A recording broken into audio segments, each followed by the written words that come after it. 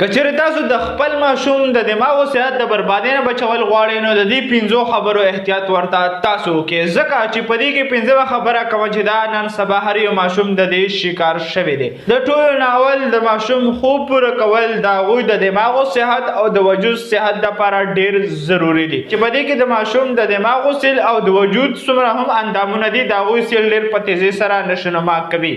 دویم، ماشوم سکرینینګ ټایمینګ ډېر زیات کمول، ځکه چې نن سبا مور او پلار د بیغمتوب یا سکار پورې انګیج د وجې ماشوم ته موبایل ورکړي چې په هغې کې ماشوم مصروفه کړي او د موبایل سکرین که چېرې هغه ماشوم بار بار ګوري نو د هغې د وجې د ماشوم د سترګو صحت، د هغوی د مزغو صحت، تر دې چې د ماشوم د اندام صحت هم د موبایل سکرینینګ ټایمینګ د وجې ډسټرب کیدی شي. دریم، ماشوم ته فزیکل اکټیویټي ورکول، یعنی هغه کیل کود کې ماشوم ته حصه ورکول کوم چې د ماشومانو دي، ځکه که چېرې ماشوم ته فزیکل اکټیویټي نه وي نو داسې غټې بیمارۍ کوم ته چې ډپریشن ټینشن ویلی شي ماشوم شکار کیدی شي. څلورم، ماشوم ته برین یعنی د دماغو ایکسرسایز ورکول، ماشوم ته داسې کار حواله کول چې په هغې کې د ماشوم د دماغو ایکسرسایز کیږي چې د هغې سره د ماشوم د دماغو سیل هم نشونما کوي او د وجود سیل هم نشونما کوي، ځکه چې د ماشوم په دې حالت کې دماغ یو داسې حالت کې وي